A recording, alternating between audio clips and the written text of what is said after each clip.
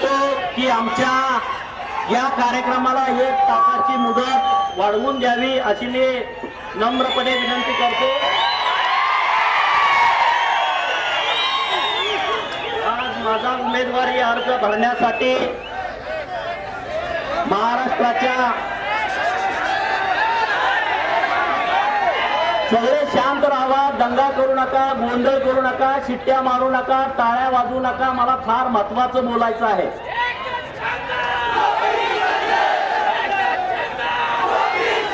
आज अनेक लोकांना वाटत होतं गोपीचंद पडळकर निवडणूक लढणार नाही। त्या लोकांच्या प्रश्नाला आता सगळं उत्तर मिळाले असतील।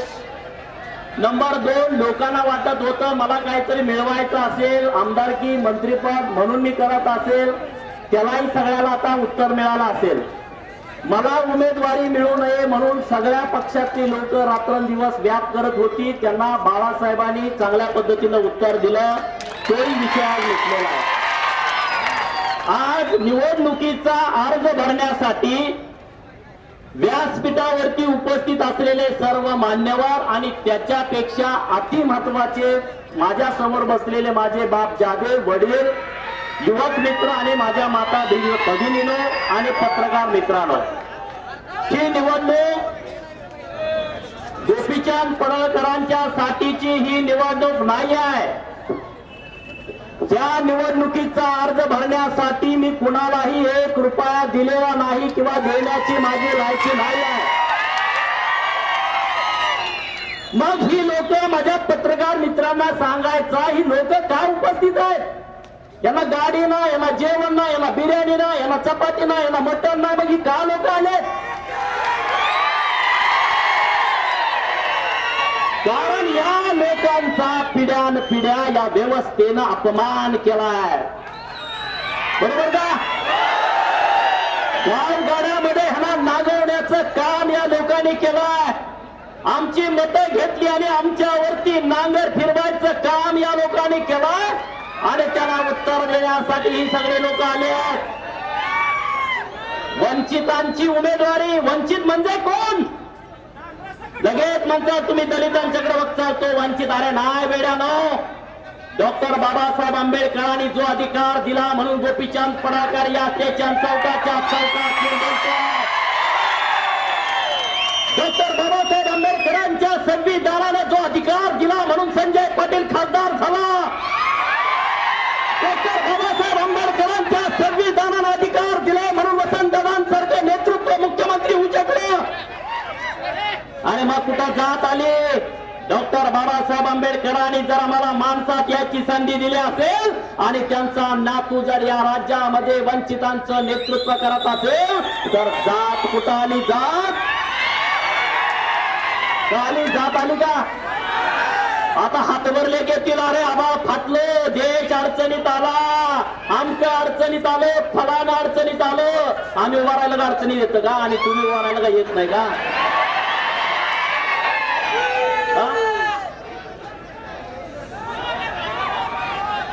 अरे मी पहिली आणि 4थीत असताना चड्डी घालत होतो, आता पॅन्ट घालतो, उद्या धोतर घालीन, काय होऊ शकतं? तुम्ही घातली का नाही चड्डी शाळेत असताना? आता पॅन्ट घातल्या, उद्या धोतर घालचाल। चेंज होत राहतो, बदल होत राहतो, परिवर्तन संसार का नियम है। राज्यभरात माझे फोटो व्हायरल करते। अरे होतो ना, घातली होती, मी काय नाही म्हणतोय का? नाही म्हणतोय? अरे गोपीचंद पडळकर तुमच्याकडे चालतो, तुमच्या सभा घ्यायला चालतो, तुम्हाला मतं मागताना गोपीचंद पडळकर चालतो। आणि मग जेव्हा गोपीचंद पडळकर निवडणुकीची भाषा करतो, निवडून येत नाही। तुम्हाला माझी हात जोडून विनंती आहे, तुमच्यासाठी माणसं आलेली नाही आहेत, प्लीज। गोपीचंद तुम्हाला प्रचाराला चालतो आणि निवडणुकीला का नाही चालावा? आणि मग जिल्ह्यातल्या लोकांची भावना होती की लोकसभेमध्ये आपलं नेतृत्व जायला पाहिजे। मी अनेक लोकांच्याकडे बघितलं, सर्वे घेतले, हे मला सर्वे असणार, कुठल्या कंपन्या तुम्हाला सांगतायत सर्वे? अरे माझा मेंढका मेंढराकडा आहे, त्याचा सर्वे कोण करणार? माझा चर्मकाराचा पोरगा तिथं रात्री घेऊन बसलाय, त्याच्याकडे सर्वेवाला कधी जाणार? माझा होणाराचा भाऊ तिथं वाजंत्री तिकडे वाजवत बसलाय, तिथं सर्वेची कंपनी कधी पोहोचणार तुझी? माझं माळ्याचं पोरगा तिथं रानामध्ये शेतामध्ये राबतोय, तुझी कंपनी रस्त्यानं गेली, तिथं त्याचा सर्वे कोण घेणार? मराठ्याचं पोरगा तिथं काम करतंय, त्या पोराचा मनातला सर्वे कोण घेणार? तुम्ही पुढाऱ्याचं सर्वे घेणार. अरे पुढाऱ्याच्या मागे काळा कुत्रा राहिला नाही, त्याचा सर्वे काय घेताय? करायले तुमच्या गावात पुढाऱ्याच्या मागे माणूस राहिलाय का? राहिलाय का? मीडियावाल्यांना माझी विनंती आहे, गावगाड्यातल्या पुढाऱ्याच्या मागे माणूस राहिला नाही मित्रांनो. तो एकटाच राहिलाय, त्याचं इस्त्री केलेलं धोतर राहिलंय, त्याचा शर्ट राहिला, त्याची टोपी राहिला, बाकीच्या मागे कोण राहिलं नाही, सगळे माझ्या बरोबर आलेले आहेत. म्हणून ही लोकसभेची निवडणूक एकट्या गोपीचंद पडळकरची नाही मित्रांनो. या महाराष्ट्रातल्या मराठा असेल, बौद्ध, चांभार, कुंभार, ढोर, नावी, साळी, तेली, कोटी, वंजारी, हत्तर, धनगर, मुसलमान, लिंगायत, फरीद, गडकी, लोणारी, माकडवाला, तुमच्याचा पोरव्याचा पोरगा, अरे त्याची ही निवडणूक आहे, त्याला सन्मान देणारी ही निवडणूक आहे. का माझी निवडणूक आहे? मी लोकसभेला हरलो, माझं नुकसान होणार नाही, मी काम करू शकतो शेतामध्ये. पण ज्या व्यवस्थेनं आपला अपमान केलाय, तुम्हाला न्याय दिला नाही, जिसकी जितनी संख्या भारी उसकी उतनी भागीदारीच्या तत्वावरती आपल्याला संधी दिलेली नाही, त्या लोकांना चपराक देण्यासाठी आपली निवडणूक महत्वाची आहे मित्रांनो. म्हणून आपण निवडून आलं पाहिजे. काय लोक बोलली की आता मुस्लिम समाजामध्ये घुसले. अरे कोण मुसलमान म्हणजे कोण आहे? माणूसच आहे ना. अरे अतिरेकी मुसलमान असू शकतो, पण प्रत्येक मुसलमान अतिरेकी कसा असू शकतो? अरे माझ्या मित्राचे सगळे अनेक मित्र आहेत, कशासाठी तुम्ही ट्रीटमेंट करता? अरे माझ्या पश्चिम महाराष्ट्रामध्ये बांगड्या भरायचं काम हा कासार समाज, मनेर समाज करतो मुसलमानाचा. आणि आजपर्यंत मी एक सुद्धा बातमी ऐकली नाही.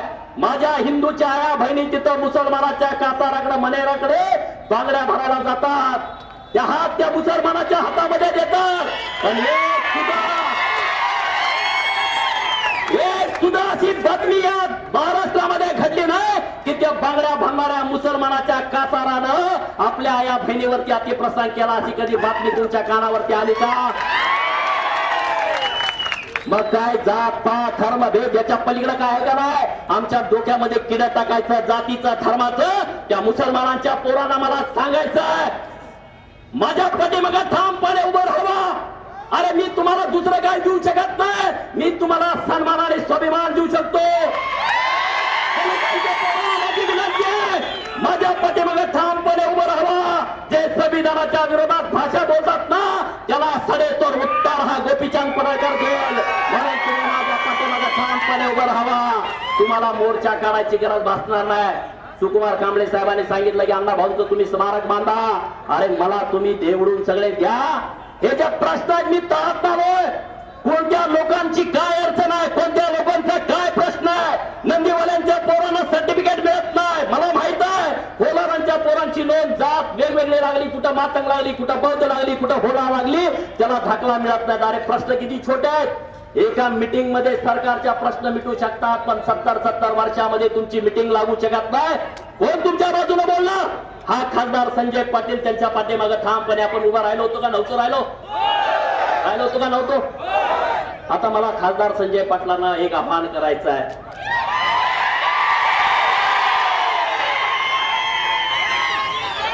आव्हान हे करायचं आहे, 2014ला ह्या गोपीचंद पडळकरनं स्वतःचं मतदान संजय पाटलांना दिलंय.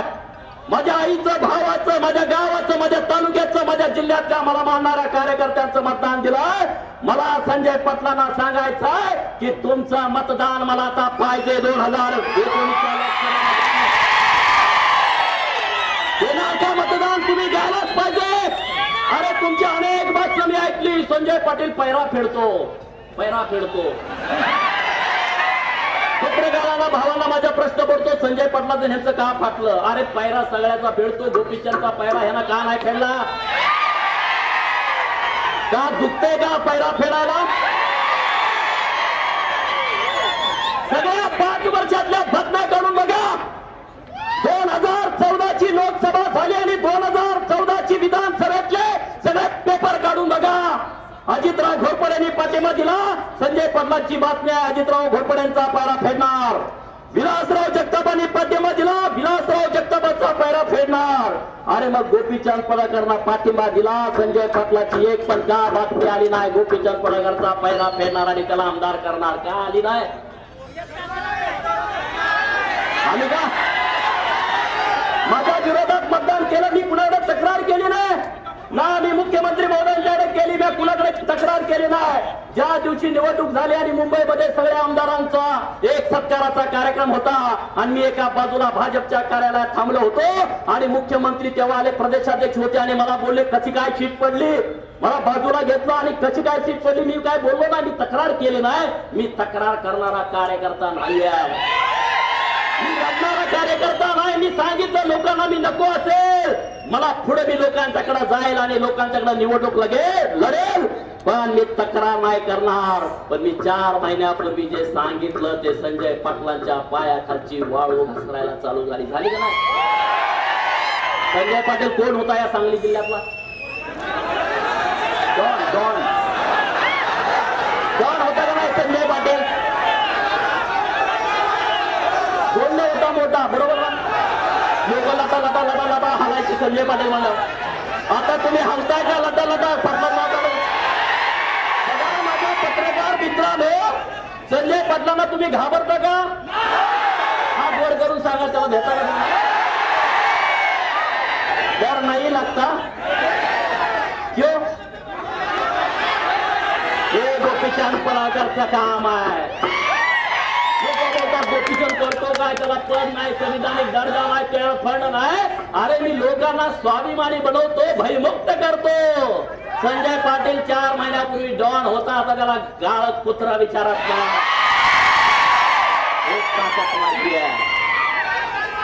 आणि मला तो अधिकार आहे, राईट आहे, मी त्यांच्यासाठी काम केलंय. अरे मी काय अन्याय सहन करणारा वाटतो का तुम्हाला? भारतीय जनता पार्टीच्या सगळ्या आमदारांचा विरोध, तरी संजय पाटलांना तिकीट? काय जादू आहे? जादू नव्हती, त्यांना ह्याच्यावर विश्वास नव्हता. हे नाना पटोले दुसरा होईल या भ्यान ह्याला तिकीट दिला. तो तिथे थांबणार नाही, लगेच काँग्रेसकडे जाणार. बोलत होता तो काँग्रेस बरोबर, इधर तिकीट नाही मिळने वाला, मुझे इधर से दे दो म्हणत नाही.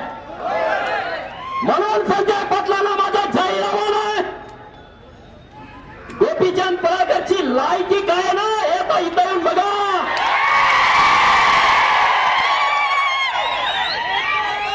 गोपीचंदच्या बरोबर या जिल्ह्यातली लोक आहेत, चिंचणी गावातली लोक माझ्या सोबत आहेत, मला फोन करून पाठिंबा देतात. हे माझं काम आहे मित्रांनो, हे काम आहे. म्हणून तुम्हाला मी हात जोडून विनंती करतो, या महाराष्ट्रातल्या वंचितांना जर तुम्हाला नेतृत्व करायची संधी द्यायची असेल तर प्रकाश आंबेडकर सोलापुरातून आणि अकोल्यातून निवडून गेले पाहिजेत.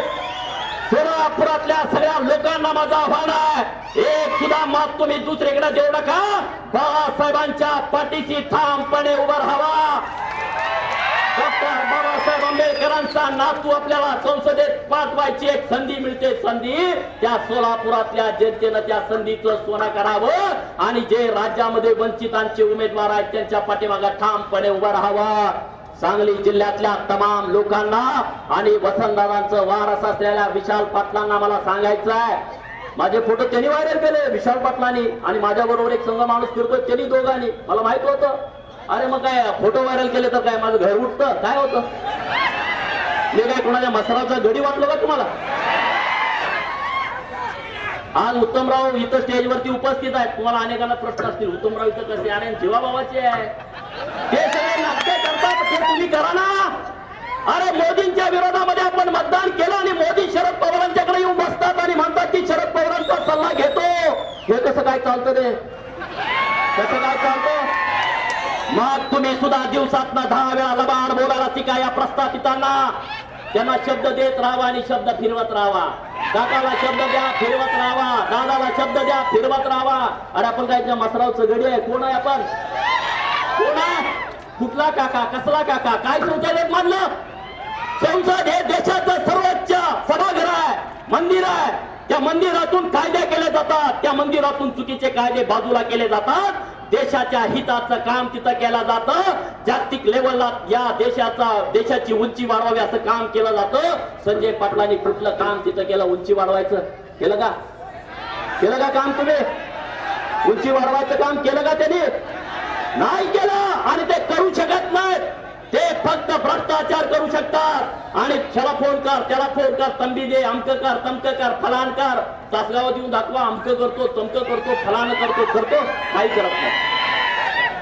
म्हणून या 8-15 दिवसात तुम्ही हुरळून जाऊ नका. आज गर्दी झाली ना, आम्ही निवांत होतो. माझे हात जोडून विनंती आहे, हात जोडून. जर गोपीचंद पडला ना, या महाराष्ट्रातल्या वंचितांना संधी मिळणार नाही. जर प्रकाश आंबेडकर जर पडले तर तुम्हाला नेतृत्व मिळणार नाही. बाबा आमची काय चूल पेटाची बंद आहे का? नाही आहे. आम्ही कशासाठी करतोय? भाजपमध्ये व्यवस्थित होतं ना, का बाहेर पडलो? कशासाठी बाहेर पडलो? अरे लोकांना तिथं संधी मिळत नाही, लोकांना नेतृत्व करायला चान्स नाही, म्हणून तिथं मी उभा राहिले होतो.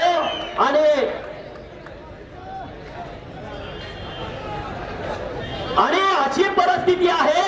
सांगली जिल्ह्यातल्या सगळ्या लोकांना माझी विनंती आहे. माझी आई आहे, दुसरं कोणी नाही आहे. आई आहे माझी.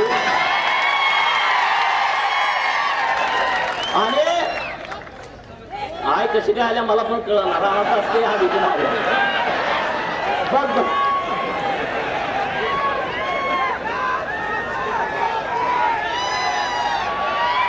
माझी आई रानात काम करते, 50 पोती ज्वारी दरवर्षी काढते. काय गरज आहे का सांगा आम्हाला? आधी काम करते. आमचे शेळ्या आहेत, आमचे मेंढ्या आहेत, आमची गुरु आहेत, आमचे म्हशी आहेत. मी काय असा काय वर्ण पडलोय का? सगळं बदलतंय राजकारणात आल्यावर. अरे माझी नाळ मातीची आहे, माझी नाळ इतक्या सांगली जिल्ह्यातल्या लोकांची आहे. आणि म्हणून तुम्हा सगळ्यांना माझी कळकळीची विनंती आहे, या सांगली जिल्ह्याचं नाव जर देशामध्ये करायचं असेल तर सगळ्या पोरांनी वंचिताबरोबर यायला पाहिजे. मला त्यांच्या पोरांना माझी हात जोडून विनंती आहे. अरे नेतृत्व करायला तुम्हाला संधी आहे. तुम्ही या वंचित मध्ये या. जे जिल्हा परिषद सदस्य आहेत, ज्यांना आमदार व्हायचं आहे, तिथं तुम्हाला तिकीट मिळत नाही. ज्याला सरपंच सुद्धा होता येत नाही त्यांनी इकडे या. इथं तू झडपीचा सदस्य होतील बाबा. गाडी अजून मोकळ्या त्यावर जागा धरून बस. हे जर गाडी एकदा भरली तर परत जागा मिळणार नाही, परत लोमकाळशील, गाडी थांबणार नाही. परत मनाला आलो असतो तर बरं झालं असतो. म्हणतील काय वंचितच्या तिकिटाबद्दल कोण चर्चा करत होतं का 4 दिवसापूर्वी? आता कसं आहे, घाबरून गेलेत. बाळासाहेबांची आणि गोपीचंदची भेट झाली, विषय संपला. या राज्यामध्ये निळा पिवळा हिरवा एकत्र आलाय आणि भगव्या पोरांना माझी हात जोडून विनंती आहे, तुम्ही यामध्ये सामील व्हा आणि या राज्यामधलं 2019चं विधानसभेचं सरकार हे बाळासाहेबांच्या नेतृत्वाखाली आपल्याला स्थापन करायचं आहे. मला कालपासून 50 आमदारांचे फोन आले असतील. 1 नंबर केलाय आम्ही मागणं येतो, 1 नंबर केलाय आम्ही मागणं येतो. ही व्यक्ती किती आहे?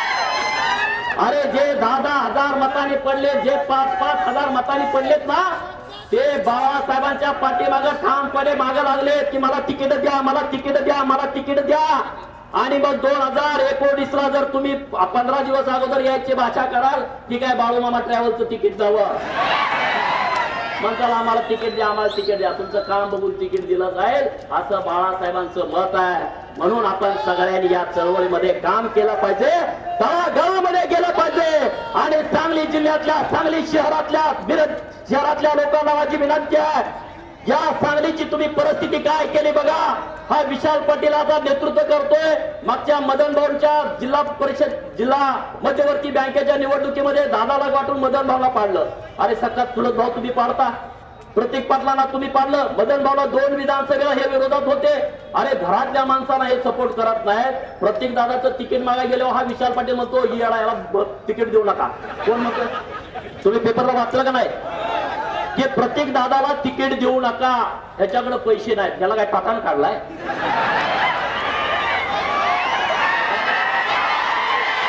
प्रत्येक दादाला पैसे नाहीत. तुम्ही वाचलं का नाही पेपरला? का मी माझ्या अंगचं सांगतोय? वाचलं होतं का नाही? हा म्हणे काँग्रेस नेतृत्वाकडे की प्रत्येकडे पैसे नाहीत. अरे प्रत्येकडे पैसे नाहीत कोण सांगतोय? स्वतः भाऊ सांगतोय. आणि आता जिल्ह्याला सांगणार मी तुमचा विकास करणार. भावाचं तू उघडं करतोय ना, आमचं काय ठेवशील का तू? तुझ्याकडे लय पैसे आहेत ते कामगारांचं देऊन टाक. तुझ्याकडे लय पैसे आहेत त्या तिथल्या शेतकऱ्यांचं 200 रुपयाचा हप्ता राहिला ते देऊन टाक. सगळं देऊन टाक ना. वसंतदादाच्या विचाराचा वारस. अरे काय भानगड बघा. वसंतदादाचा वारस. हे बघा दादांचा पुतळा आहे. दादांना साक्षी देऊन सांगतो, दादा जर जिवंत असते तर ही काठी त्याच्या पेटात हाणली असती. आणली असती का नसती सांगा. वसंतदादा बाजार मोडून खाल्ला. वसंतदादा बॅग मोडून खाल्ले. वसंतदादाच्या नावाच्या सगळ्या संस्था मोडून खाल्ल्या. भंगार विकतो कारखान्यातलं. आणि म्हणून मी जिल्ह्याचं नेतृत्व करतो. अरे तो काळ गेला ना. ते आता दादांचं नाव सांगायचं आणि दुकान मांडायचं काळ बंद झाला. दादांच्या नावानं आता दुकानदारी करायचं ह्या घराण्यानं काम नाही आहे. दादांचा विचार आपल्या सगळ्यांना पुढे न्यावा लागेल की जो जिल्ह्याच्या विकासाचा होता, जो विचार या जिल्ह्याचं नेतृत्व पुढे नेणारा होता, दादांचा विचार या राज्याचं नेतृत्व करण्याचा होता, दादांचा विचार या जिल्ह्यात महाराष्ट्राची 48 तिकीट वाटणारा विचार होता, दादांचा विचार महाराष्ट्राच्या मंत्रिमंडळामध्ये कुणाला मंत्री करायचं, कुणाला आमदार करायचं, कुणाला विधान परिषदेवरती घ्यायचं, हा दादांचा विचार होता. अरे तुम्हाला तिकीट मिळाला, काँग्रेसचं चिन्ह गोठवलं गेलं, तुम्ही विचार कसा पुढे येणार? येतील काय पुढं? म्हणून तुम्ही आमचं ही जबाबदारी आहे. ही लोकसभा म्हणजे काय खेळ समजू नका. राजकारण हा महत्वाचा विषय आहे. तुम्हाला जाऊ दे पुढारी नालायक असते. राजकारण हे अति महत्वाचा विषय आहे. आता या सांगली शहरामध्ये 500 बूथ वरती यांचं डिपॉझिट जप्त होणार आहे. किती? 500 डिपॉझिट जप्त होणार ग्रामीण मध्ये, आणि शहरामध्ये जवळजवळ 400-500 बूथ वरती यांचं डिपॉझिट जप्त होणार आहे. म्हणून तुम्हाला सांगतो, खासदार ओवेसींचा फोटो आल्यानंतर काही लोकांना वाटलं अरे काय देशाच्या विरोधात गेला का, देशाचा ठेका चालवायचा ह्या लोकांनी घेतला का? मी देशाच्या विरोधात जायला असं तुम्हाला वाटतं? खासदार देशाच्या विरोधात ओवेसी असं वाटतं? तुम्ही तिथची आताची सगळी लेटेस्ट बघा ना स्पीच. या लोकांचा विषय काय आहे, त्यांना जर नेतृत्व करायची संधी गेली, ए देश खतरे में आया, देश खतरे में आया. त्यांना जर संधी दिले, एक नंबर चाललाय. त्यांना संधी द्या. अरे तुमची पोरं पाठवाना मिलिटरी, तुम्हाला देशाचं लय पडलंय तर. अरे आमची पोरं जातात मिलिटरीमध्ये, मग तुमची पोरं पाठवाना मिलिटरीमध्ये. अरे आम्ही या देशात राहतो, या देशात खातो, इथल्या मातीशी जगतो. मग आम्ही देशाच्या हिताचा निर्णय करू ना. सरकारमध्ये गेल्यानंतर तुम्ही कोण, तुम्हाला कुणी ठेका दिला की या देशाचं तुम्हीच वारस आहात, या देशाचं हित फक्त तुम्हीच बघता? कसलं हित बघता तुम्ही देशाचं? कुठलं हित बघता? संजय पटलांसारखा माणूस जर या देशामध्ये परराष्ट्र मंत्री केला तर का देश शिकून टाकाल. मी भाजपमध्ये होतो तेव्हा म्हणायला लागले काकाला कॅबिनेट मंत्री करायचं. मी म्हणलं ह्याला संरक्षण मंत्री किंवा परराष्ट्र मंत्री करा. तो गवाण्या देश शिकून टाकल. रातचा इकून टाकल, रातचा इकून टाकल. रातचा लय वाईट आहे रे, वाईट. आणि भाजपवाली कसं काय अपमान सहन करतात? अरे गेलं ते भोवतल्यात राजकारण, इतका अपमान. ते दाब देतो, दाब दाब बस बस. मला एकदा म्हणाला म्हणलं तुझ्यासारखी लय बघितली. जिल्हा परिषदची तिकीट वाटायचा कार्यक्रम बघा, प्रयोग कसा असतो. जिल्हा परिषदच्या तिकिटाची कोर कमिटी बसली. त्या तिथं एक कुणाचं ते हे आहे फार्म हाऊस मिरजेमध्ये, तिथं ते महाबळ फार्म हाऊस वर तिकीट वाटप चालू झालं. बघा पत्रकारांमध्ये ह्यांचं का बी नसलं, ह्याला काही मिळालं नाही का? ऐका नीट. आणि मग तिथं वाटप चालू झालं, जग संपलं. योगडे काय बोलला नाही. विलासराव जगतापांनी सांगितलं ही यादी आहे. Okay okay okay. कडेगाव पळून झालं, पृथ्वीराज देशमुखांनी यादी दिली. Okay okay okay. Shirala Walwa काहीच बोलला. मला माहित होती फक्त आटपाडीच बोलणार आहे, कुठं बोलत काय. परत आटपाडीचा विषय आला, त्यांना 2 गडी असं शिकवून ठेवलं होतं. मी गप बसलो, म्हणलं हे ऐकूया काय म्हणतोय. लगेच आला का खडसूनी माझा जिल्हा परिषद गट. तर म्हटला तिथं अमुक अमुक माणूस उभा राहणार आहे. ठीक आहे. आटपाडीत अमुक अमुक उभा राहणार आहे, उतरत अमुक अमुक उभा राहणार आहे. नावं सांगायला होता, मी नावं सांगत नाही. मग मी ठीक आहे. मग मला म्हणले तुमचं काय? म्हणलं ही माझी नाव आहे. ती नावं असतील तर मला ती एबी फॉर्म द्या, नाही तर तुमचं एबी फॉर्म तिकडे देवळीत ठेवा, मला नको. मला ती माझ्या बरोबर खासदार केला, ती आमदार केला नाही म्हणून काय झालं? मी म्हणलं तुझ्या काय घरचं आहे का हे? कोण आहे तुम्ही? कोण आहे तुम्ही? कोणी तुम्हाला दिला आटपाडीचं तिकीट वाटायचा अधिकार? अरे हा माणूस जतामध्ये तिकीट वाटताना बोलत नाही. हा माणूस कडेगाव पलूस मध्ये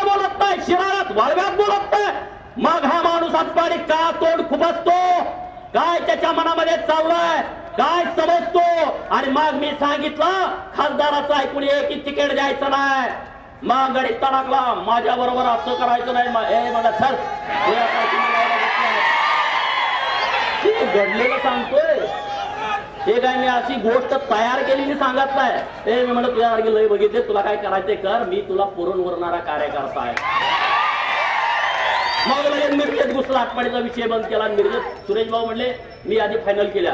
लगेच म्हणा फायनल केल्या म्हणजे सांगा की अर्थ काय. अरे तो 3दा निवडून आलाय सुरेश भाऊ, त्या माणसाला असं उलट बोलतोय. म्हणून माझ्या डोक्यात असा प्रचंड राग होता, त्याच्या विचाराच्या विरोधातला राग होता.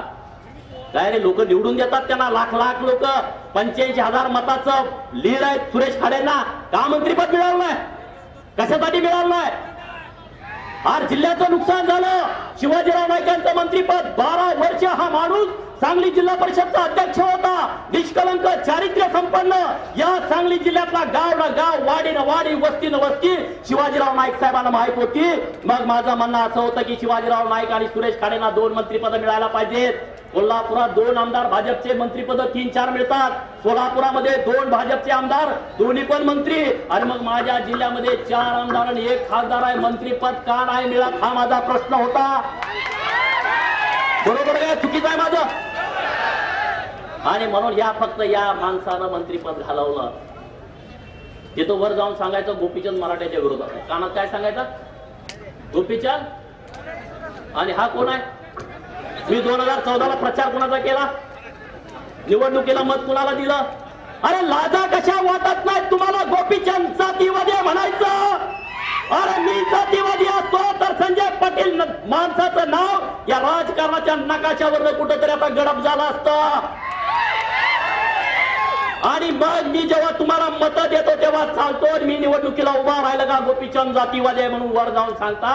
अरे होय मी 100% जातीवादी आहे, पण तुम्ही 1,00,000% जातीवादी आहे. त्याचं काय करायचं, त्याचं कुणाला सांगायचं. मराठ्याच्या आरक्षणावरती मी मोर्चा काढला, तुम्ही कधी काढला मला सांगा. काका शिंदे नावाचा मराठ्याचा पोरगा नदीमध्ये उडी टाकून आत्महत्या केली. मी आणि उत्तमराव जानकर त्यांच्या घरी जाऊन सांत्वन करून आलो. त्याला छोटीपार आम्ही मदत दिली. आमची भावना होती एक मराठ्याचा पोरगा समाजासाठी आत्महत्या करताय आणि सामाजिक जीवनामध्ये काम करतोय, तर आमच्या सारख्या कार्यकर्त्यांची बांधिलकी आहे. आणि आणखी सांगून आलोय, नंबर देऊन आलोय त्यांना, तुम्हाला काय जर अडचण आली तर आम्हाला सांगा. हा संजय पाटील तिथं गेलता का, हा संजय पाटील मराठा मोर्चामध्ये उतरला होता का. मी धनगर आरक्षणाच्या मोर्चात उतरलो, माझी भूमिका स्पष्ट होती. तुम्ही का नाही उतरला. मराठ्यांना आरक्षण तुम्ही का चुकीचं मिळवून दिलं. अरे मराठ्यांना आरक्षण दिल्लीमधून द्यायला पाहिजे, तुम्ही मुंबईमधनं दिलं. धनगरांना आरक्षण मुंबईमधनं द्यायला पाहिजे, त्याला दिल्लीला पाठवता. कसं काय तुम्ही करता, हा बरोबर का. मराठा समाजाला दिल्लीत आणून द्यायला पाहिजे, मुंबईत मिळतंय म्हणते. आणि धनगरांना मुंबईत मिळतंय, नाही दिल्लीलाच पाठवायला लागते म्हणते. अरे काय सांगणार सांगा. सगळा त्याचा स्टडी केला उत्तमरावने. आम्ही सगळ्या गोष्टी केल्या. प्रकाश आंबेडकरांना आम्ही ज्या दिवशी भेटलो, मुंबई महाड ते मुंबई रॅली काढायची होती आणि त्यांना आम्ही निमंत्रण द्यायला गेलो होतो. बराच वेळ चर्चा झाली. लोक वंचित सगळे कार्यकर्ते माझ्या कनेक्ट मध्ये होती. तुम्ही उभा राहा, तुम्ही उभा राहा. मी म्हटलं थांबा, तुम्हाला योग्य वेळ मी येतो. नानासाहेब वाघमारेंना सांगितलं मी योग्य दिवशी तुम्हाला फोन करतो, गडबड करू नका. मी जर वंचित मध्ये आधीच गेलो असतो तर इथं एक उमेदवार राहिला असतो. काँग्रेसने डमी उमेदवार दिला. विशाल पाटील तसा डमीच आहे म्हणा. कोण काम करणार, कोण काम करत नाही. सगळे जिल्ह्यातली सगळी लोक मला कॉन्टॅक्ट करतात, मी नावं सांगत नाही. त्यांना आमदार व्हायचं का नाही, परत व्हायचं का नाही. अरे भाजपमध्ये मुख्यमंत्री सोडलं तर असा एक बी मंत्री नाही त्याच्या सभेनं 100 मतं फिरतील. आहे का माणूस कोण, आहे का. चांगलीच सभा लावली 100 मतं फिरतील. एकाचं नाव सांगा. काय महाराष्ट्रातलं मी 100 मतदारसंघ चालतो, 10,000 मतं फिरवतो एका सभेत. सांगू का. म्हणून सांगली जिल्ह्यातल्या सगळ्या आमदारांना आणि नवीन नेतृत्व करणाऱ्या उभा राहणाऱ्या आमदारांना माझी विनंती आहे, माझ्या पाठीमागे ठामपणे उभं राहा. जर गोपीचंद दिल्लीत गेला तर तुमचं गणित जुळल. जर गोपीचंदला पाडला तुमचं सगळ्याचं सत्यानाश झाला म्हणून सांगा. ही धमकी नव्हे, हा इशारा आहे. बरोबर ना. अरे आपल्यालाच वापरून घेणार मला निवडून येत नाही. अरे मग तुम्ही असे कुठले महापुरुष आहात की तुम्ही निवडून येत आहे. संजय पाटील मध्ये मी काहीतरी वेगळा आहे. मी एकदम आयडिओलॉजी माणूस आहे. आणि भाजीवाल्याला काय हे एक नंबरचा मेन माणूस आहे सांगली जिल्ह्याला. भाजीवाली मुंबईतली लटालट हलकर संजय पाटील डॉन आहे. कुठला डॉन म्हणलं त्याला खाली आणतो थांबा. त्याला डॉन काढलाय तुम्ही. ती द्यायची संजय पाटील हे लय मोठा डॉन आहे. ती बोलायचं ना असं तसं शिव्या देऊन तिथं कुणा कोणाला. मी आराराबा नामकं केलंय. अरे मी काय हरार आहे का? नाही, मी गोपीचंद पडळकर आहे. आराराबा ऐकून घेत असतील, मी कशाला ऐकून घेऊ? माझं काय आगे ना पिछा काहीच नाही. कशाला घाबरू? अरे लाखो लोक माझ्या बरोबर आहेत आणि त्यांचा सन्मान राखणं ही माझी जबाबदारी आहे. ही निवडणूक फक्त आणि फक्त तुमच्यासाठी लढतोय, माझ्यासाठी नाही लढत. मी जर ही निवडणूक लढली नसती तर या सांगली जिल्ह्यातल्या लोकांना या लोकशाहीवरती विश्वास बसला नसता. लोकशाही मधलं काहीतरी खडू शकतं हे आता लोकांना वाटतंय. अरे यांचे करपलेले चेहरे पिढ्यान पिढ्या उभा राहतात. काय यांना मतं द्यायचे? पिढ्यान पिढ्या काय तुम्ही सांगणार आहे? लोकांच्या मध्ये येऊन सांगा तुम्ही कशासाठी उभा राहिलाय. 10 मिनिटं एका विषयावरती सांगा की यासाठी उभा राहिलो आहे. मला तुम्ही लोकसभेमध्ये पाठवा. या सांगली जिल्ह्यामध्ये हे जे रेग्युलर काम आहेत ना, रस्ता करणं, गटार करणं, मंदिरं बांधणं, सभागृह बांधणं, ही कामं किरकोळ आहेत. त्यांची ड्युटीच आहे ना. ह्याच्यापेक्षा वेगळं काम मी लोकांच्यासाठी करेल. विद्यार्थ्यांसाठी सांगलीमध्ये 5 स्टार वाचनालय तयार करतो. मला तुम्ही निवडून द्या ना. तुमचं पोरगा उद्या आमदारकीला 3 लाख लोकांच्याकडे मतं मागायला जावं लागतं मित्रांनो. पण आपला पोरगा जर 12वी झाल्यानंतर 4-5 वर्ष त्याला लक्ष घातलं तर ते तहसीलदार होऊ शकतं. मग त्याला काय गरज आहे? समाज मंदिराची. त्याला गरज आहे एका चांगल्या लायब्ररीची. मी या सांगली शहरामध्ये 5 स्टार लायब्ररी तयार करून देतो. माझा शब्द आहे 5 स्टार. पोरगा त्या तिथं गेला ना, त्याला तिथून बाहेर सुद्धा पडा वाटला नाही पाहिजे. तो फक्त अभ्यासामध्ये लक्ष घालाल. या सांगली शहरामध्ये विद्यार्थ्यांची राहण्याची सोय होईल असं अद्यावत वसतिगृह सगळ्या मुलांच्यासाठी आता वसतिगृह 100-70. अरे जिल्ह्यातली संख्या किती आहे? त्या सगळ्या मुलांना कसं व्यवस्थितपणे राहता येईल. आणि शिक्षणाच्या बाबतीमध्ये सरकारची काय धोरणं आहेत? शिक्षण हे मोफतच असायला पाहिजे. सगळ्या विद्यार्थ्यांना स्कॉलरशिप मिळालाच पाहिजे. बाहेरच्या देशामध्ये जाऊन तुम्ही बघा, शिक्षणावरती त्या सरकारचं बजेट हे 70-80% खर्चलं जातं. पण महाराष्ट्र सरकार आणि केंद्र सरकार शिक्षणावरती त्याचं बजेट खर्च करत नाही. म्हणून आपल्या पोरांना शिक्षणाची गरज आहे. डॉक्टर बाबासाहेब आंबेडकरांनी सांगितलंय, अरे शिक्षण हे वाघिणीचं दूध आहे. शिक्षण हे वाघिणीचं दूध आहे. जो कोणी पिल तो गुरगुरल्याशिवाय राहणार नाही. आणि मग तुम्हाला शिक्षणाचं दूध पाजायचं असेल तर या संस्था ज्या मोठ्या आहेत ना, त्या खालसा करून त्यांचं एखादं शिक्षण महामंडळ करायला पाहिजे आणि ते सरकारच्या ताब्यामध्ये द्यायला पाहिजे. हे कोण बोलणार? मी बोलू शकतो ना. माझी एक पण शाळा नाही, मला टेन्शन नाही. तुम्ही त्यांना पाठवून कसं बोलणार? 2 कारखाना संजय काका निवडून गेल्या वेळ कशात जातोय? 2 कारखान्याला अनुदान हाणायला किती वेळ जाणार? ती रोज त्या दारात जाऊन बसायला लागतंय. किती 20 कोटी हाणायचं आहे. रोज ड्युटीच लागते हो त्या माणसाला. मला कर्ज द्या, म्हणजे महाराष्ट्राची सहकारी बँक आहे त्याच्या दारात जाऊन बसायचं. मला काय नाही. मला 1.5 लाख रुपये कर्ज आहे सोसायटीचं. तुम्ही आता माझ्या सगळ्या माहिती घ्याल. 1.5 लाख रुपये कर्ज आहे. मला काय टेन्शन आहे का सांगा? मी श्रीमंत नाही, गर्भ श्रीमंत आहे. मी श्रीमंत नाही, गर्भ श्रीमंत आहे. कारण तुम्ही सगळे माझ्या सोबत आहात म्हणून मी गर्भ श्रीमंत आहे. म्हणून मला कसली चिंता नाही. मी मोकळा माणूस आहे. वापरून घ्या ना. मोकळा आहे. तुम्हाला मोकळा घरी कोण दिसतोय का जिल्ह्यामध्ये? एकाचं नाव सांगा. हा, सूतगिरण्या, कारखाना, बँका सगळी कामात आहेत माणसं. ड्युटी आहे त्यांना. मी मोकळा आहे. मला तुम्ही सालगडी म्हणून ठेवा 5 वर्षासाठी. 5 वर्षासाठी 5 वर्षासाठी गडी तुमच्यात आहे का नाही? कामाला गडी ठेवताय का नाही तुम्ही? त्याला पगार देऊन ठेवता. मला बिन पगारी ठेवा. जर 5 वर्षात मी तुमच्याशी इमाने इतबारे काम नाही केलं, माझ्या ढोंगणावरती 2024ला लात घाला. मी परत मत पण मागायला. मी काय लापट कार्यकर्ता वाटलो का? राजकर्त्यानं जिथं आपल्या मागणं माणसं गेले तिथं थांबायचं असतं. संजय पाटलांना सुबुद्धी द्यावी परमेश्वरानं. 8 तारखेला अर्ज माघारी घ्या. विशाल पाटलांना सुबुद्धी दे. दादाची राहिलेली उरलेली अमरू वाचव. काय लोकांना माझं चुकीचं वाटेल. मी वास्तववादी बोलतो. मला बिनविरोध निवडून द्यायला पाहिजे या सगळ्यांनी. 70 वर्ष आमची मतं घेतली. गोरगरिबांची, वंचितांची, उपेक्षितांची. भारतीय जनता पार्टी आणि या सगळ्या आघाड्यांना माझं आव्हान आहे. गोपीचंद पडळकर आणि प्रकाश आंबेडकर आणि उदयन भोसलेला तुम्ही तिघांना बिनविरोध निवडून दिलं पाहिजे. तुला पाहिजे का नाही? शिवाजी महाराजांचा फोटो लावता, दुकान चालवता, चालू देत का नाही? छत्रपतींचा आशीर्वाद चला देऊ मोदींना साथ, आणि उदयनराजेंच्या विरोधात मोठा माणूस उभा केलाय. आणि इकडं काय? छत्रपतींचा आशीर्वाद चला देऊ मोदींचा साथ. छत्रपतीच्या पुढे नतमस्तक. अरे द्या ना, उदयनराजे त्यांचा वारस आहे, द्या ना निवडून बिनविरोध. बाबासाहेबांच्या संविधानानं लोकशाही मिळाली, त्या बाबासाहेबांचा नातू उभा आहे, त्याच्या पुढे 5-50 उभा करता आणि म्हणता बाबासाहेबांच्या विचाराचं राज्य आलं पाहिजे, आणि त्याच्या नातूला गाडता. अरे काय लोकांना कळत नाही, वेळेत का? बरोबर का? चुकीचं आहे माझं? 2 महापुरुषांचे फोटो वापरतात, त्यांच्या वारसाच्या विरोधात माणसं उभा करता, लोकांना कळत का नाही? आणि तुम्ही म्हणा हे 2 वारस आहे, तुम्ही कोण आहे? मी तुमचा वारस आहे ना. मी उपेक्षितांचा, वंचितांचा, रांगलेल्यांचा, गांगलेल्यांचा, करपलेल्या चेहऱ्यांचा, झोपड्यात राहणाऱ्यांचा मी चेहरा आहे. म्हणून मला बिनविरोध, हे 3 विरोध यांनी करायला पाहिजेत. हे जर खरे राजकर्ते असतील, नाहीतर तुमचं दुकान 2019ला मी बंद करणार आहे. होतंय. तुम्ही येतो वळा झाला, आता बाजूची फुटते. आता लोकसभेला वेळ कमी आहे, विधानसभेला तुम्ही खेळ बघा. या बाळासाहेब आंबेडकरांच्या पायात या महाराष्ट्रातले जर प्रस्थापित जर लोळण घालायला नाही लावले,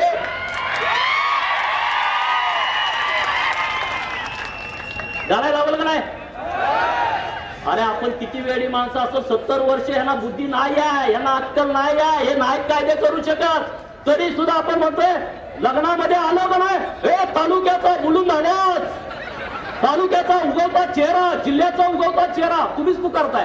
आणि गोपीचंदाला धनगराचा नेता, शिवकुमार कांबळे आला मागासवर्गीयाचा नेता, सुहास पाटील आला मराठा समाजाच्या अमुक संघटनेचा नेता, नानासाहेब वाघमारे आला अमुक दलित चळवळीचा नेता, आणि एखादा प्रस्ताव संजय पाटील आला, जिल्ह्याचा ठाण्या वाघ आला, जिल्ह्याचा उगवता तारा आला, उगवता सूर्य आला. तुम्हीच पुकारताय. बंद करा ना लग्नात पुकारायचं. कुठं येत नाही रे, कुठं येत नाही. तुम्हीच वाढवताय, तुम्हीच बोकांडी घेऊन बसताय. एकदा बोकांडी वचलं 70 वर्ष उतरत नाही, तरी सुद्धा ती म्हणताय मला सेवा करायची संधी द्या, मला सेवा करायची संधी द्या. अरे एकदा 2दा 3दा 4दा 5दा तरी पण म्हणतोय सेवा करायची संधी द्या. तिथं पंढरपुरात जाऊन लोटागी देवाला 5 वर्ष तिथं सेवा आता करायला आमची पोरं सक्षम आहेत ना. आम्ही सेवा करतो, सेवा करायची संधी द्या, असा फोटो हात जोडून येतो. सेवा, अरे किती दिवस सेवा? ते जनावरांच्या धाराबिरा काढा, लोकांना खायला घाला, वृद्धाश्रम काढा, तिथं सेवा करायची का? हिथं सेवा संसदेत जाऊन, विधानसभेत जाऊन, मंत्रालयामध्ये जाऊन काय तुम्ही करणार आहे? अरे या जिल्ह्यातलं प्रशासन बर्बाद करून टाकलं. प्रत्येक चांगल्या अधिकाऱ्यांच्या वरती अन्याय करायचा, त्याची बदली करायची. चांगला अधिकारी आला चुकीचं नाही ऐकलं तर त्याला बदलून टाकायचं. तिथं भावाभावामध्ये ते निर्माण करायची, जातीमध्ये ते निर्माण करायची. मशिदीवरती ज्यांनी ईदगाह मैदानावरती ज्यांनी हिरो भगवं लावलं ती माझा फोटो व्हायरल करते. किती भारी काम आहे बघा. किती चुकीचं आहे का नाही सांगा. मला कुणाचंही असं इमोशनल करून मतदान नको आहे. तुम्हाला जर या जिल्ह्यामध्ये स्वाभिमानी काम पाहिजे असेल आणि जिल्ह्याला जर पूर्णवेळ खासदार पाहिजे असेल तर तुम्ही मला मतदान द्या. आणि भ्रष्टाचारी लोक पाहिजे असतील तर खुशाल तुम्ही संजय पाटलांना आणि विशाल पाटलांना मतदान द्या. त्याबद्दल माझी नान आहे. पण पिढ्याचा जर तुम्हाला काहीतरी सन्मान करायचा वाटत असेल तर तुम्हाला ही निवडणूक अति चटीची लढावी लागेल. पैसेवाले ते खूप प्रचंड भ्रष्टाचार केलाय. गावागावामध्ये यांना पैसे वाटलेले आहेत. आता त्यांचं वाटप चालू आहे. पण मी एवढंच सांगतो, जनशक्ती विरुद्ध धनशक्ती, जनशक्तीचा विजय हा 100% ठरलेला आहे. आणि इथून गेल्यानंतर फक्त तुम्ही, आज तारीख आहे 3, फक्त 20 दिवस तुम्ही मला वेळ द्या. 20 दिवस मी माझं उरलेलं आयुष्य या जिल्ह्यासाठी खर्ची घालतो. एक वेळ संधी द्या. एक वेळ. 3 वेळा पडलोय. किती वेळा पडलोय? 2 वेळा आमदार केला, 1 वेळा जिल्हा निवडूनच दिलं नाही, तरी पुढारी तुम्ही मला केलंय. 3 वेळा पडलोय पण मी नाराज नाही. आता जरी तुम्ही पडलं तर अजिबात नाराज नाही. आपली ड्युटी आहे ना. मला काम काय दुसरं, मला दुसरं काही येत पण नाही. पुढाऱ्याचा हा धंदा असतो, त्याला दुसरं काही जमत नाही. आणि म्हणून मला हे जे काम येतंय ते करू द्या ना मला. तुम्ही मला माझं दुकान टाक पैसे कमवून जुळत नाही, कारखाना काढ, ते माझं काम नाही, मी ते करणार नाही. मी तुमच्याशी प्रामाणिक राहतो, तुम्हाला वेळ देतो. तुम्ही बोलवाल तिथं बोलवाल तेव्हा. उपलब्ध होतो. दुष्काळी टप्प्यातली जी कामं आहेत मी बघतो ना, सगळ्या लोकांना माहित आहे कामं चालू आहेत, अमकं चालू आहे, तमकं चालू आहे. ह्या 15-20 दिवसापूर्वी जे नारळ फोडले आचारसंहितेच्या अगोदर, इतके नारळ फोडले की गाडीत पोतीच घेऊन फिरत होते. कुठलं काम नाही, कुठली भानगड नाही, कुठलं काय नाही. माझ्या खानापूर तालुक्यात 22 गाव आहेत, तिथं अजून पाणी आलं नाही. 22 गावांचा टेंबूत समावेश करायचा आहे. जत तालुक्यातली 42 गावं आहेत, त्यांना पाण्याचा अजून पत्ता नाही. मग 4 दिवसात आचारसंहितेच्या पूर्वी बातमी दिली, आता मंजूर केलं. आता मंजूर केलं म्हणजे कधी? आता हे निवडूनच येणार नाही, ते करणार कसं? करणार कसं सांगा? पाणी सोडायचं म्हणलं तर ते अधिकारी पैशाचा गोलमाल करतात, चिठ्ठी देत नाही, ती पैसे वसूल. अरे किती वसूल, किती वसूल, किती वसूल? एका विहिरीला 60-60 हजार. अरे जमीन विकायला पाहिजे त्यानं 2 पिकं काढल्यावर शेतकऱ्याला. का तुम्ही बोलत नाही? मी त्या अधिकाऱ्यांना बोललो, अरे आटपाडीच्या तलावामध्ये तुम्ही 70,000 एका विहिरीला घेता, 70,000 रुपये एका पाण्याला. अरे त्याच्यात काय कायदा आहे का नाही कायदा? 2,000-3,000च्या वर शेतकऱ्याला पाणीपट्टी बसली नाही पाहिजे. मग संजय पाटील काय छपा काढतात का? महामंडळाचे ते उपाध्यक्ष झाले का नाही? आटपाडीतल्या पाण्याची पाणीपट्टी कमी झाले का? तिथं भ्रष्टाचार होतोय. माझ्या जांभुळीच्या तलावामध्ये शेतकरी 5,000 भरतो विहिरीला एका, आणि आटपाडीला 50,000. हा विरोधाभास कसा? जांभुळीच्या तळ्यातच पाणी आटपाडीच्या तळ्याकडे जात आहे, तेच पाणी आहे, मग हा विरोधाभास कसा? या सगळ्या गोष्टीवरती जर तुम्हाला उत्तर पाहिजे असेल, माझ्या पिंपरी पासूनची 4-5 गाव आहेत, तिथं पाणी नाही. आटपाडीच्या पूर्वेकडची नदीकाठाची गाव आहेत, तिथं पाणी नाही. राजेवाडी उजव्या कडव्याचा विषय आहे, कुठलाच विषय पूर्ण होऊ शकला नाही.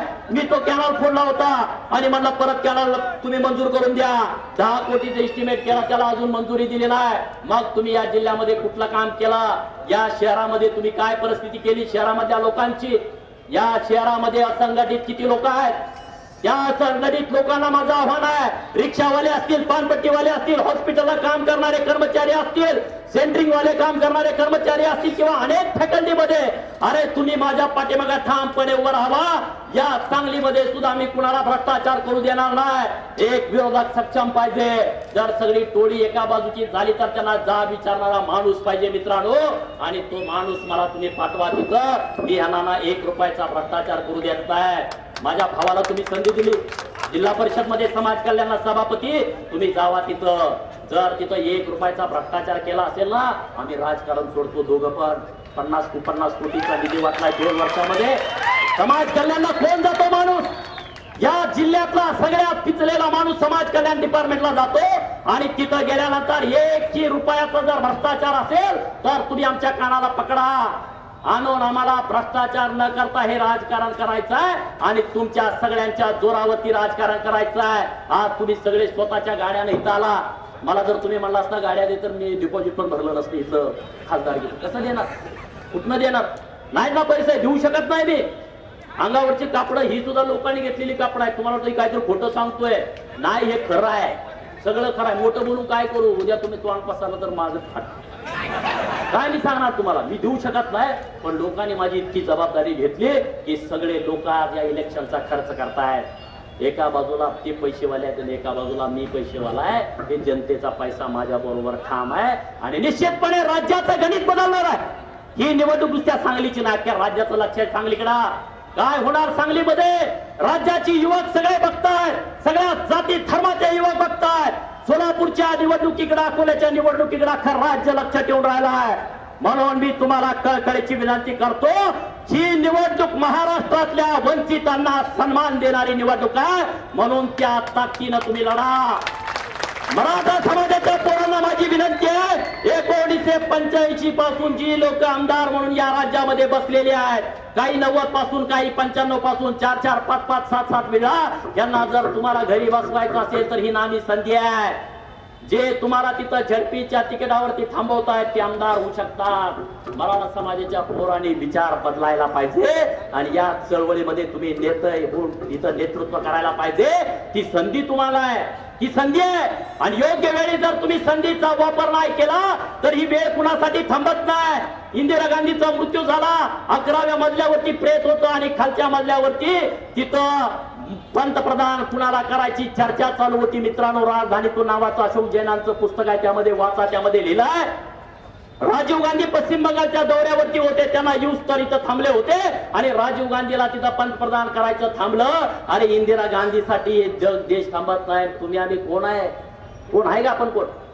कोण आहे? साधी माणसं आहे. आपण मेलो वड्यात जाळतील का? तुम्हाला कारखाना आहे? तुमचं स्मारक होणार आहे का? खेड्यात असाल तर पोरग समाधी बांधल, शहरात असाल तर तुम्हाला नदीत तिसऱ्यांची टाकलं जाईल. काय तुमचं नामचं काय नाही. म्हणून जे जीवन आपल्याला मिळालं आहे ते चांगल्या पद्धतीनं जगूया. आणि या जिल्ह्यामध्ये जो वसंतदादांचा काळ होता, जो राजाराम बापूंचा काळ होता, जो नाना संपतराव मानेंचा काळ होता, जी.डी. बापू नागनाथांचा जो काळ होता, तो काळ जर तुम्हाला परत आणायचा असेल तर ही सगळे दरोडेखोर जी लोक आहेत त्यांना घरामध्ये बसवावं लागेल. जे दादागिरीची भाषा करतात त्यांना घरामध्ये बसवावं लागेल. वसंतदादांचा विचार गोपीचंद पडळकर पुढे नेऊ शकतो, विशाल पाटील किंवा संजय पाटील कुणाचे विचार पुढे नेऊ शकत नाहीत. राजाराम बापूंचा विचार असेल, कुणाचे काय काय सगळे जिल्ह्यातले जे विचार आहेत त्या सगळ्या विचारांना ह्यांनी तिलांजली दिलेली आहे. तिलांजली. अरे मदन भाऊ सारख्या माणसाला तुम्ही विरोध केला, राजा माणूस, पार्टी कुठली पण असू द्या, दिलदार माणूस, हे त्यांनाच पाडत होते. आता हे म्हणजे मी जिल्ह्याचा विकास करतो. संजय पाटील सगळ्यात चुलत्याला विरोधात गेला, निवडून आला. चुलत्याला विरोध, जिल्ह्याचं काय करणार? चुलत्याचा कारखाना पहिल्यांदा म्हणायचं की मंगळसूत्र सभासदांच्या बायकांच्या गळ्यातली मंगळसूत्र विकून हा तासगाव कारखाना उभा केला. संजय पाटलाचं भाषण कधी माग आर आणि पतंगराव साहेबांच्याकडे कारखाना होता तेव्हा, आणि आता हेनच कारखाना ढापला. आता मंगळसूत्र कुठे गेलं सभासदाचं? आता नागेवाडीचा कारखाना ढापला, कुठं गेलं? अरे 200 कोटीचा कारखाना आहे नागेवाडीचा, 40 कोटीत घेतला. तुम्ही आम्ही झोपलोय. 160 कोटी कुणाचे? तुमचे आणि आमचे. ते 160 कोटी आहेत. तासगाव कारखाना 14 कोटीला घ्यायचं त्यांचं प्लॅन चाललंय. 150 कोटीचा कारखाना कशाला काम करायला लागेल सांगा ना? कुठं काय किराणा मला दुकान टाकायला लागतंय? कुठं काय राबायला लागतंय? जर 100 कोटी असे मिळत असतील, या डीसीसी बँकेचे किती पैसे काढलेत? मी जर उद्या डीसीसी बँकेमध्ये तुम्ही गेला तर लाख रुपये द्यायला ती मॅनेजर खालीवर खालीवर खालीवर बघतोय, आणि ह्यांना 100 200 कोटी देते. गणपती संघ कुठं संघ आहे तुम्हाला माहित आहे? गणपती संघ 100 कोटी रुपये लोन कुठं आलं? त्या पल्सर कुठला एक कारखाना घेतलाय त्याच्यावर 80 कोटी लोन चालतंय. तुम्ही आम्ही गप झोपणार? तुम्हाला 1 लाख रुपये द्यायचं म्हणलं का नाही म्हणतोय बँक मॅनेजर, खालीवर बघतोय, जामीनदार म्हणतोय, पार्टी कुठलाय म्हणतोय. तुझ्या पाचची बँक आहे का? आमच्या लोकांची बँक, तरी आम्हाला लाख रुपये द्यायला काचकूच करताय, आणि 200 300 कोटी तुम्ही देताय या लोकांना. म्हणून सांगली जिल्ह्यातल्या सगळ्या पुढाऱ्यांना माझं आव्हान आहे, याला जर ठेचायचं असेल तर ही नामी संधी माझ्या रूपानं तुम्हाला मिळालेली आहे. माझ्या पाठीमागे तुम्ही ठामपणे उभं राहावा. जनता माझ्या सोबत आहे. तुम्ही जर माझ्या बरोबर नाही आला तर तुम्ही उघडा पडणार आहे. पडणार आहे का नाही? जिल्ह्यातल्या 10 माणसाला जर तुम्ही विचारलं तर 8 माणसं गोपीचंद म्हणते. 8 माणसं कुणालाही विचारा तुम्ही, सर्वे घ्या, कसल्याही कंपन्या न्यावा. सर्वेला गेलेली पोरं बी मलाच फोन करतील. सर्वे कंपनीला माझ्या पैशाने मी काही कंपनी नेमलेला आहे. जी कंपनीला पोरं येते ती म्हणते माझा नंबर द्या, मला फोन करते 1 नंबर जत मध्ये आहे तासगावाला. ह्यांच्या जेवढ्या कंपन्या आहेत त्याला ती सगळ्या पोरांनी मला रिपोर्ट केला 1 नंबर. आणि कधी अपक्ष 1 नंबर. आता जर वंचितांच्या बरोबर मी आहे, वंचित माझ्या बरोबर आहे. आता निवडणुकीमध्ये काय रंग राहिला का बघा. मनामध्ये शंका कुशंका काय ठेवू नका. जर चुकलो तर मी तुमचं पाया पडेल, माफी मागेन, कान पकडेल. पर संजय पाटील चुकला तर कान नाही पकडणार, तुम्हाला दाब देईल. विशाल पाटील चुकला तर म्हणून मी दादाचा नातू आहे, तुम्हाला दाब देईल. अरे पण मी तुमचा पोरगा आहे, मी जर चुकलो तर तुमचा पाय धरेल. तुम्ही जर चप्पल हाणला तर मी बोलणार आहे. म्हणून गोपीचंद तुम्हाला नेतृत्व करायला पाहिजे. जर या वर्षात तुम्ही मला निवडून द्या, 5 वर्षात जर मी काम नाही केलं तर मी मतच मागायला येत नाही ना. यांनी एवढा विकासाचं काम केले, मग गल्ली बोलत का फिरायला लागले? लोकांनी मत द्यायला पाहिजे का नाही? द्यायला पाहिजेत का नाही सांगा? का गावागावात फोन करायला लागतोय कार्यकर्त्यांना या म्हणून? हे देऊ शकत नाहीत. म्हणून या वंचित आघाडीच्या सोबत तुम्ही ठामपणे उभं राहावं. काही लोकांना वाटेल वंचित आघाडी म्हणजे दलितांची आघाडी आहे, डोक्यात काढून टाका. अरे मराठे सुद्धा वंचित आहेत, काही ब्राह्मण सुद्धा वंचित आहेत. कुठंच संधी मिळाली नाही, नुसतं वापरून घेतलं.